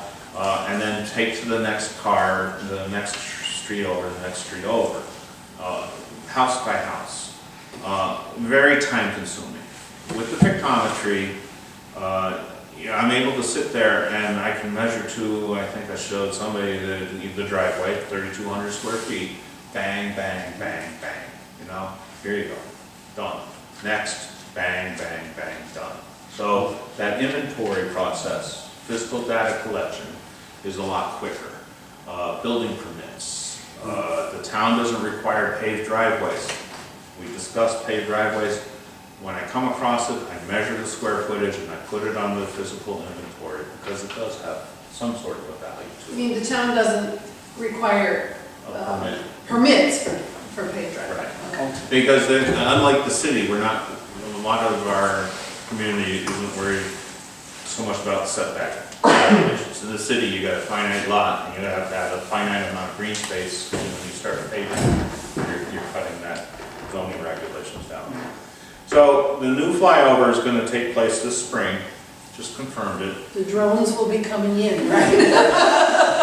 Well, it's more than a drone. You know, obviously with no leaves on the trees, but no snow on the ground either. So the resolutions are, So they're coming in June? on the ground, they didn't leave. yeah, May, June. Oh, Yeah, because June. the builders are- Let's hope there's no leaves on the trees. The city and I collaborated on it. We tried to get the county involved. The county said, no, they don't want to spend any money. The minimum, they're like, how much would you want from us? And I figured the minimum would be the 9-inch tile for the 69 sector. So I was like, 13,200 is what you would want if you want to participate in our program. Any enhanced resolution, the town, the city will pick up after that. And they flatly refused. They said no. They don't actually see it as a tool that's beneficial to them, yet it's hugely beneficial to my town board. I'm the only one not shown in depth was Michael, and Tom hasn't been in yet, but I think I've shown Dave, and I've shown a couple others. The city knew it right away. They jumped on it faster than I did, and we worked the deal and got a reasonable rate on it. It is going to stand for probably 5 years, be usable, to see, you know, because people do things without building permits. And Which jeopardizes the rest of us. Well, that's an article coming out in the spring newsletter, but, Oh, okay. you know, when things are done without a permit, you're allowing your neighbor to take advantage in an assessment that should have been allocated to him or her or whatever. The rest of the community picks up, right? The idea here is I'm not against people doing things, but at least pay your fair share. You know, be fair to everybody. The town approved 30 grand to help with data entry. Well, that's data collection in the assessor's office. What data will be entered and how will it affect assessments? Again, we go back to the purity of the database itself. New York State strongly encourages that once every 6 years, actual feet on the ground in front of everybody, around two sides of everybody's house. Tape. Feet on the ground. The county was doing some of this work, but at the rate they were doing, they weren't accomplishing the 700 to 800 houses a year to make up the 5,500 parcels we have. I don't have the time to do that, feet on the ground.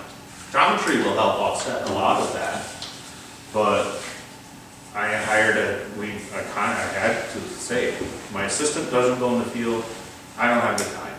Please provide me some money to hire a guy, contract him out to take care of this. And I had left all the commercial aside. So the guy hired used to work for the county as a data collector and then went off and does his own appraisal business. But all the Lenny's, all the doctor's office, all the stuff that has been done, Five Guys, Buffalo Wild Wings, the addition to Sam's Club, the Home Goods, all that is now in front of me waiting to be valued, done. Hours, at least 2, 3, 4 weeks of work has been done in the last 2, 3 weeks, because Larry works a lot of hours. So, but it's there. And then all the rest of the residential new construction is going to be done, 3 weeks behind, but that's all right. It's not a big deal. But all that new stuff is taken care of. And then he's going to go back to maintenance programs. So we've gone through Cliff Haven, gone through all of Katyville, down through Route 3, Rand Hill. We're just slowly working our way through Morrisonville. All of that's been taken care of. We're going to come out here, and he's going to start knocking on doors out here and leaving my card in the door. It's me, contact. And just verify that the data that's in my folder is what is there physically at your house. I think Mr. Metz got a card in the door, wanted to, last season, because Cliff Haven was done. Cliff Haven got done, I went through with valuation, so. And so he has his measuring tape? He has his measuring tape. Yep. And he works with his wife. It's actually a two-part, but one, she does all the organization, so that way it's quicker for them, And very personable, actually hated Katyville because he was a Saranac boy. And so when he got to Katyville, they all wanted to talk. Slowed him down a little. No, he loved it. He was just like, But he also found, and it's true, the true is, he didn't have 100-foot tape, and the guy at the house said, oh, let me go get mine, and he helped them measure the house and the driveway and all that stuff. So there's some unexpected things go on. He was pleasantly surprised, actually, at how many times someone would say, please come in and look at me inside my home, too. Because there's a big difference. Then it goes on the card, it goes into my system, then I know, what's going on. So then when we go back to the valuation of that property, we got a better accurate database, a better accurate value. We did 100% assessed. Remodeling their home, their assessment goes up, but it doesn't affect you. If you remodel your home, you're expecting a higher marketability out of it. And yes, but it doesn't affect the neighbor. The neighbor is where the neighbor is. And a lot of these remodels, you're doing it without a building permit, or not you per se, but the person's doing it inside, so they don't need a building permit, or they don't think they need it, and so it's done. So there's a lot of places that have had to paint, remodel the kitchen and stuff like that, that it's just not going to come to light until the sale takes place. That's just the nature of the beast that I have to live with. Briefly explain the process to grieve, I think we did that. Overbuilds in the neighborhood. Mr. Titherington, is that overbuilding in the neighborhood? Well, What's he do? How will it affect the assessed values of the homes nearby? It does not. He's in his own private class, so to speak. You look for homes of similar size and nature that have taken place in the market. He has nothing, it doesn't spill over to the rest of Champlain Park or anybody anywhere around him. It's just, that unique home is a beast by itself. I can't even say I'm gonna take that $848,000 house on the lake and compare it, because the nature of the land in its own way is so different that you can't do it, even though the home might be spit and image. Rumor has it that that property is not taxed because it's a horse therapy place, is that correct? He has an ag exemption. negative. Yeah, so as long as he's producing $10,000 worth of Manure. agricultural products, or sells a horse, I mean, he buys one and sells one, it's 10 grand. He's entitled to having an ag exemption, which lowers the assessment on a lot of it, not on his primary house, but on the balance of the grounds. So his homestead, which is the house and a certain amount of area around it, an acre, that's not exempted. But the rest of the land, Nevertheless, it's still at 1.9.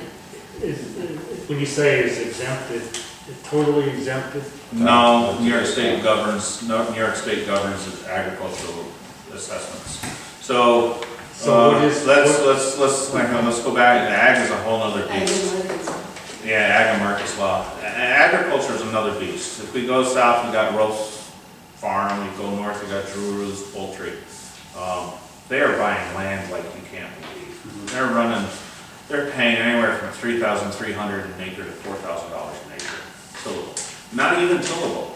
I got, Turner just sold, and now it's retiled and redone. To be tillable. And they spent, I can't count it, it's like, whoa. So, Clinton County last year, I think, reclaimed 15,000 acres of farmland from not usable land. Basically, their herds are so bad, they gotta get rid of the cow manure and the chicken crap, and it's called a K-fold program. So, in order to sustain them, they have to have spread, X number of head of cow need to have so many acres with their stuff to be spread. Locally, I can show Moffett Road and Dominic Boyard bought at $1,800 an acre, but the Turner farm over here, I forgot, he's up there. He's like, whoa. What you find is the New York State regulates what I can charge for that assessment on that land. And they send me a chart every year, and it's peanuts. It's absolutely peanuts. If he's in an ag district or he's in an ag program, this is what you put on the value for his land. And it really is inexpensive. If it's used for agricultural purposes. It has to be. Yeah. So if we raise chickens, are $10,000 $10,000 worth of eggs, you're good to go. We had a wine guy who I denied, because A wine guy? he wasn't producing 10,000. Now he does, but he wasn't when he first started. There's it says you need to show me $10,000. So it's $10,000 a hard number? $10,000 is a hard number. It's a hard number. No, and not in the sense it's hard to get to, but it's a fixed number. Fixed Yeah, it is. $9,999, but $10,000. 10,000. If you produce 10,000 on 2 acres of land, you get an ag. You need to have minimum of 3. Minimum is 3. 7 is preferred, and then $10,000. That's not indexed. That's only a couple of. Not an index? That 10,000 is not an index number that goes up with inflation? No. Flat 10. It's flat and it's not. it is- Not only that, but Giroux's rents McDonough Farm. And Giroux is over on 22. So the McDonoughs have the ag exemption because the person renting the farm is deriving $10,000 in income. It might not be off the McDonough farm, but he's making $10,000. So, that's interesting, so It should be. the group has so much land to spread the manure. And they also want, they're growing corn. They grow corn all over the place. What program is that? Cable? What do you call it?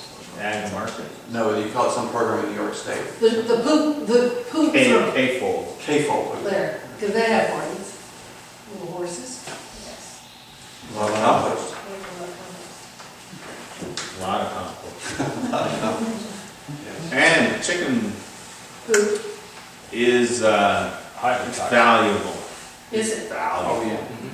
It's a nutrient for soils. Stinks to high He heat. can pack that up into trucks and ship it away, and it's like gold. Long Island and Pennsylvania. He spread that one year on Titherington's farm before Titherington went there. You wanted to kill yourself. But what it did to the nutrient value of the soil Oh, yeah. was unbelievable. I mean, it's literally liquid gold. Yeah, It's worth more than the egg. It's like ethanol. Really good for. But you have to thin it out or it'll burn out. Well, the chicken for the poop. Okay,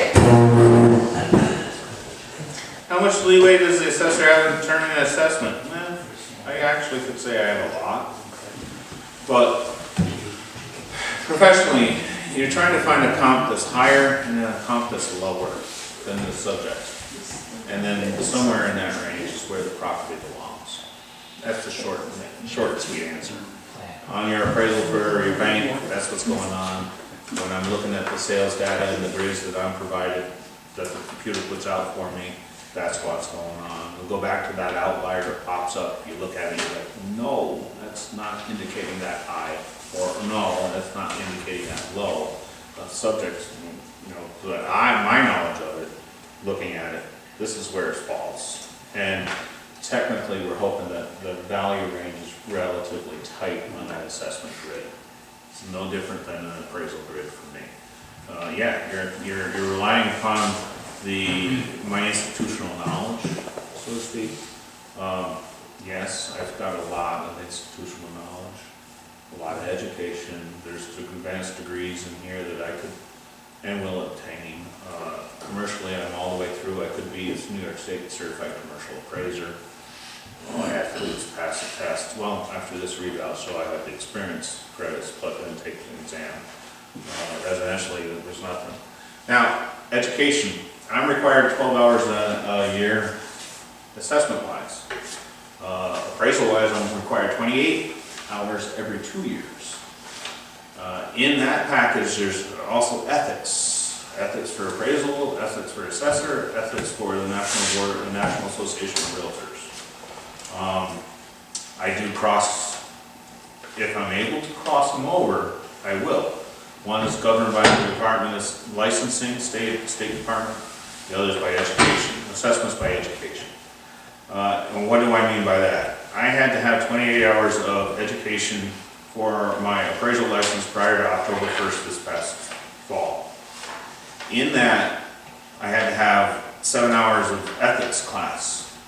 So I'm reappointed for October 1, and New York State, in their infinite wisdom, somewhere along the line, changed the parameters, said, okay, if you're reappointed as an assessor, you must have ethics 1 year before or 1 year after that reappointment. So I went and I paid the 7 hours for my appraisal license, but then I can have it signed off on my assessment license.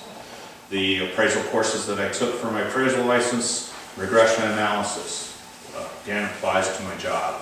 The analysis of shopping centers, again applies to my assessment job. So my education, although covering one license, is not denying the fact that I'm not applying it to the community. Vice versa, if there was a course that's offered assessment-wise, and they say, well, we'll give you appraisal credit, I take it too. So, but I'm not. and where do you take these, Las Vegas? If I can use the town car. Not snowing. That's where he does his probability study. Regression analysis. The next class I'm taking, and I did, there's one nearby, but it's no good. It doesn't advance me. And then there's 3 others. The next one's at Stewart Air Base down in Middletown. Somewhere in Middletown. Middletown. And it's on a Wednesday, so I'll take Thursday and Friday off and hang with Mom and Dad. But I'm gonna drive to my parents' house, and spend the night, and then drive there and take the class and back to my parents' house. But in the town vehicle. No. No.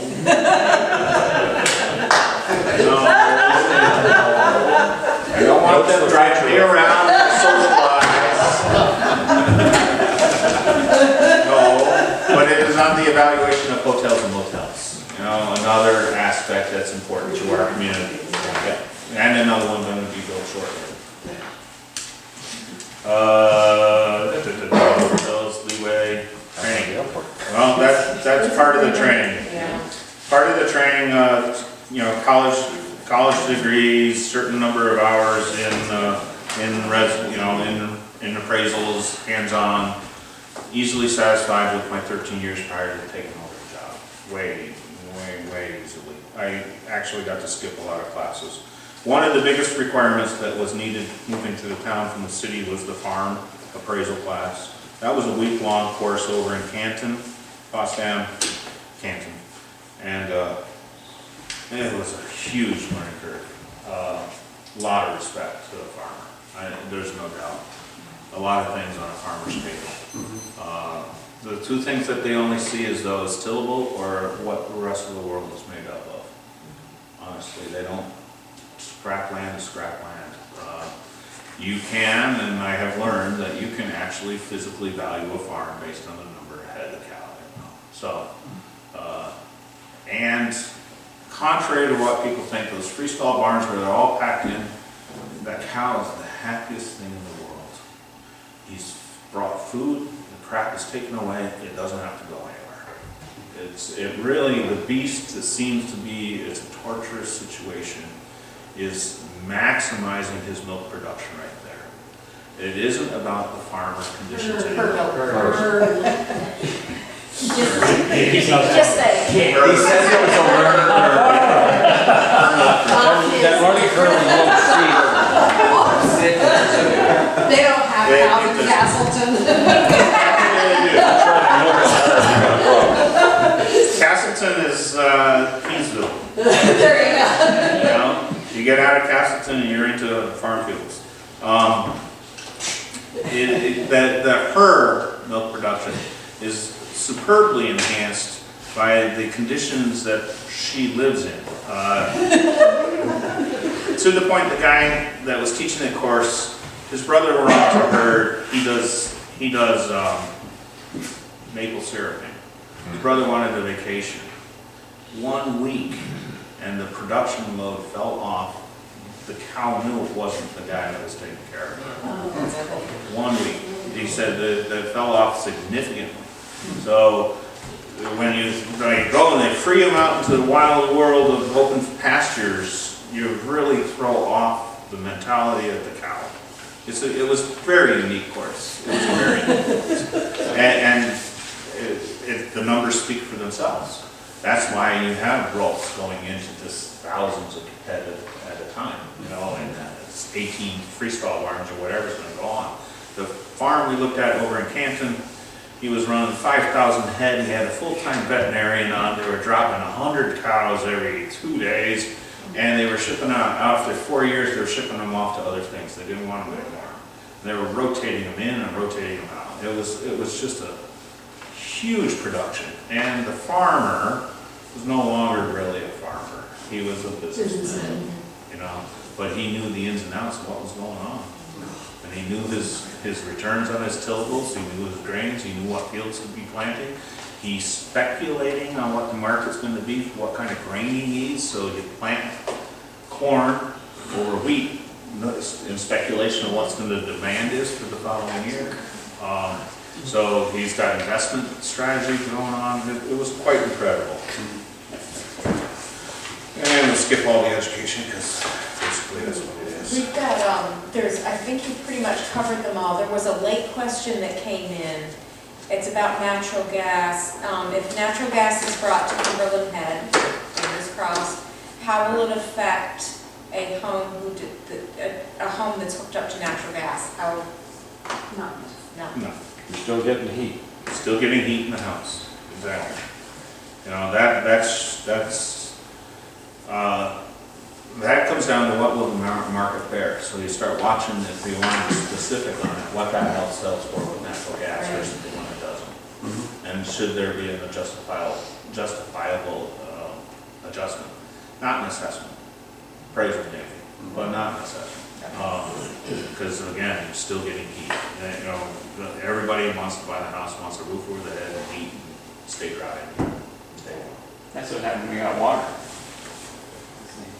It did. It wasn't the assessment went up, it was the value of the property went up. Because Your land went up. And, yeah. Right. Your raw land at $15,000 or $16,000 is now worth 20.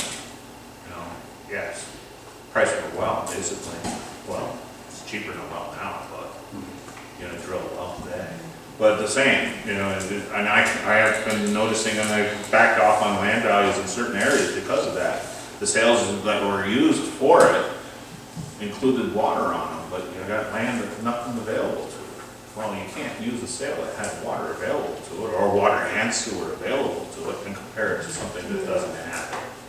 So I went the other way. I went and found sales that had nothing added, and then said, okay, what's the addition of the water? What would that land value increase, and what was the addition of the sewer? You won't get sewer unless you already have water. So, and then ramped up from raw to, okay, this is semi-improved to totally improved. Well, we say it that way, but gas is going to be the benefit and the return. Quicker you get on it, quicker it's here, the quicker you get on, the quicker the return is, honestly. I had a guy came in, he's like, thank God I did it. He said, they told me 36 months for return on my investment. He says, I did it in 24, because the way the fuel prices changed so quickly. You know? Brian, the taxes and assessment are kind of hooked up together, obviously. Governor, what the hell's his name? Cuomo. You're editing that, aren't you? He's hinting at no increase in property tax at all, which kind of says if a municipality needs to raise revenue, what are they left with? That's a good question. I mean, assessments could, if assessments went up, then they would obviously have more revenue. How is this all gonna play? No, I don't want to be involved with that. I mean, it's not a pretty picture. I don't want it to be perceived, and that's not my job. I know that, and so that's why I'm asking. Right, so tell me to raise your assessment so we can garner more revenue it's not the function of the market. You know? I don't know how he finances this program. Maybe it's your income taxes. You know, because no taxes on state property for these companies coming in. Yeah. Funds, where's the funding for these programs? You know, if you're gonna have an idea, show us the funding for it, right? You can't pay for it, don't do that. Right, and so when you make an offer on a program, you also should have a way to fund that program. Imagine that. Yeah, that's odd. That's called unfunded mandates. You think? You know, so, and a lot of that comes down, it's like, well, we gotta have this issue, and it's like, yeah, but where did we come up with the funding on it? You know, whether it be income tax or corporate tax, well, we can't tax corporations, it's not beneficial. Well, then it just trickles down to the resident. Isn't that applying to the people that are working at no state tax too? No income tax? That was the On concept. college, That's the yeah. way I understand it. Yeah, I mean, you know, this guy's, I think he's smoking the weed, I may be wrong. He hasn't allowed it. Landscaping, garages, back on, meat source, age, livable square footage affects it, well, yeah, you know, 1,500 square foot versus 1,000 square foot, the guy with the larger home is gonna have slightly more convenience, and value when I go to market it. And and I think I covered 28 questions. Will you take Good questions job. extra from? Sure, if you have a question. let us If know. anybody else, I asked, so never mind. Debbie's got a few. I did already. Anybody have any questions? How about Gary Branstad or? Oh, he covered, he wanted to know how you assess lakefront property. I think, pretty much. Yes, and his other house could be rented according to the question I got from his appraiser. Okay. The lender wanted to know if the second house on his lot could be rented. It's like, yeah, why not? Duh. And why aren't you? Okay, Dave. I think you mentioned to this gentleman that you were at some point in your discussion saying that the Great Recession did not or did impact up here. No, I talked to you. Well, there was a reference in the discussion. Well, that impacted the way I came about to be on the job. Yes, it has had an impact, obviously, but not, as we discussed, Las Vegas or anything like that on a national basis. We have neighbors to the north who contribute a large amount of money to our economy. And when they come down to buy things, especially with the dollar being where it's at, and they go to the Pyramid Mall, that's called sales tax, and that just gets dumped back into all the rest of our communities, which is huge, where other communities in the country do not have that resource. You know, you'll find Watertown has got a similar situation, even the Buffalo Rochester area. We can go all across the northern border to all those communities, and that they come into our area and spend and leave their money here is an economic positive. It's not an economic negative, and it offsets a lot of what you saw in other parts of the country. But you've addressed sales tax, but what about property value? Well, at one point in time, they were selling Chattagay Lake for pennies.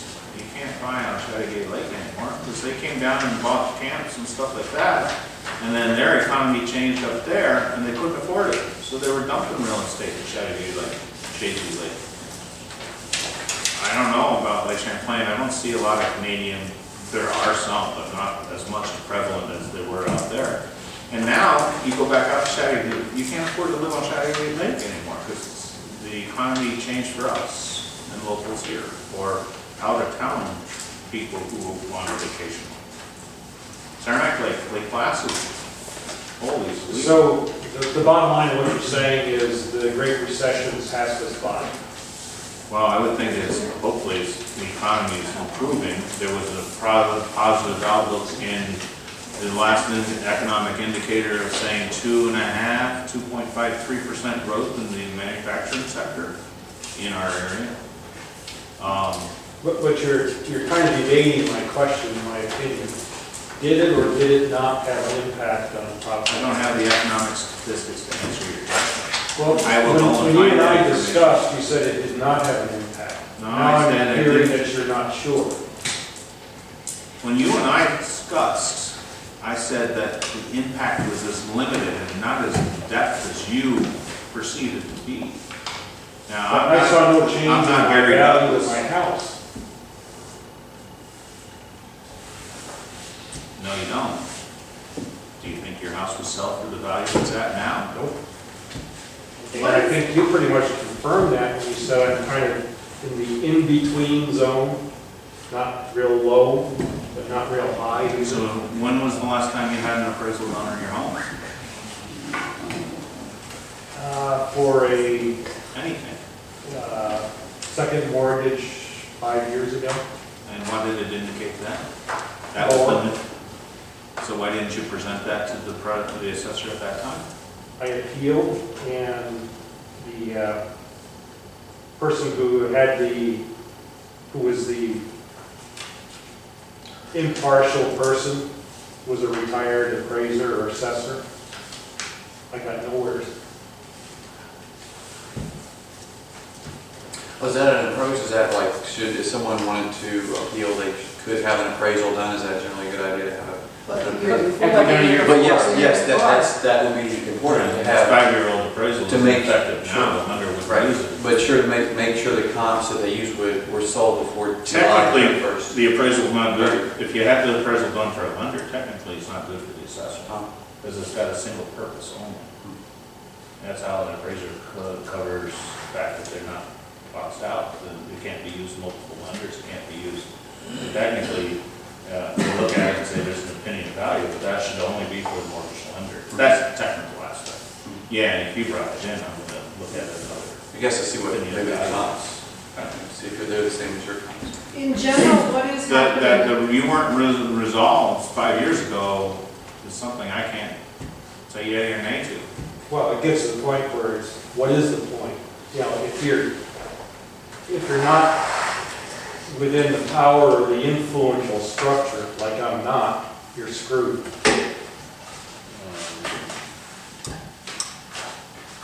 I told you I'd look at the value.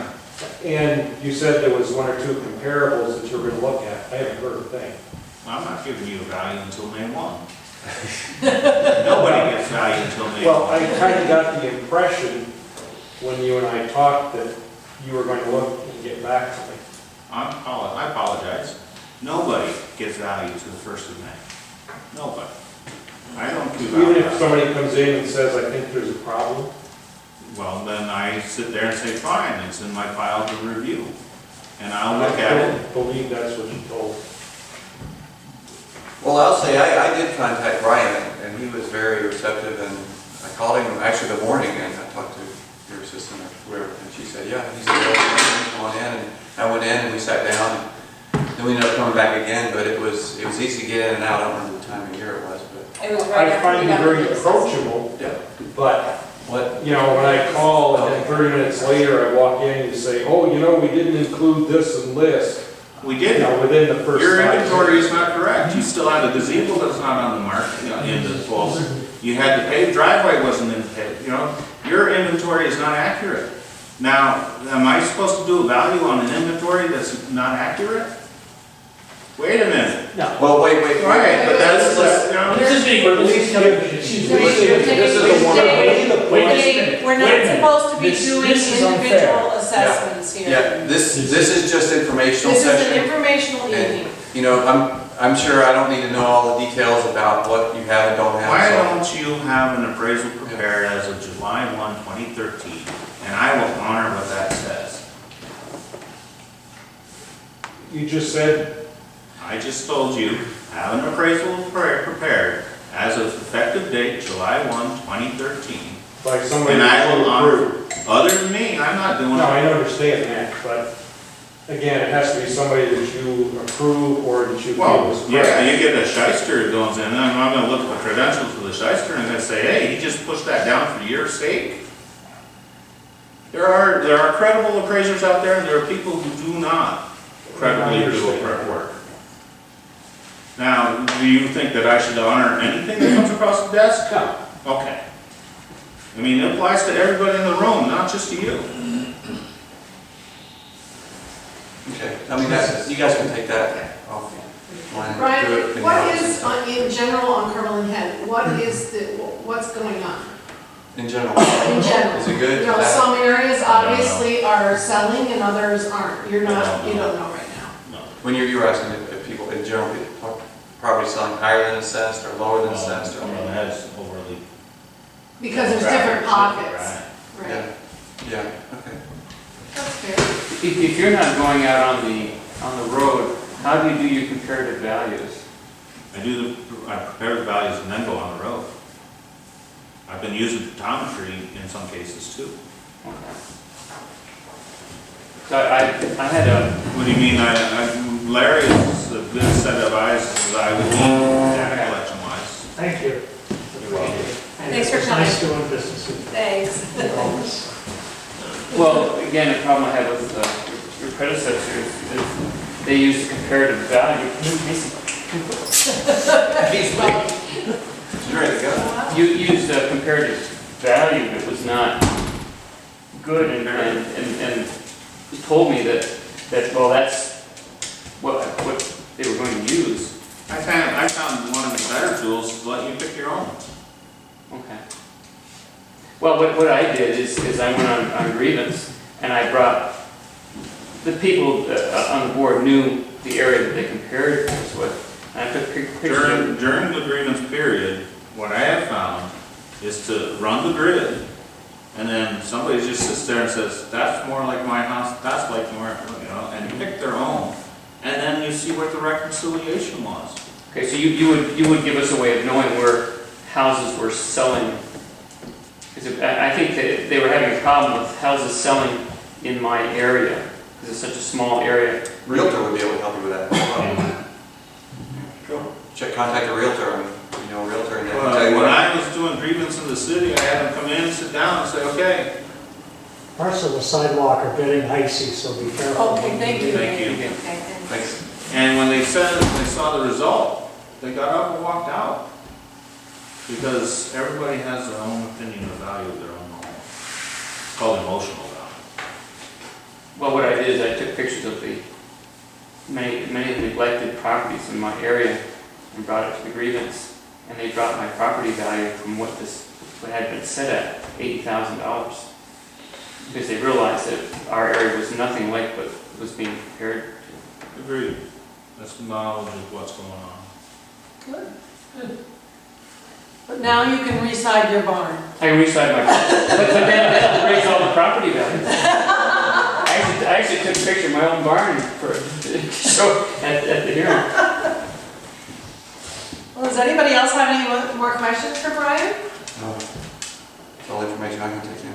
It's a lot of, It is. a lot of. Interesting.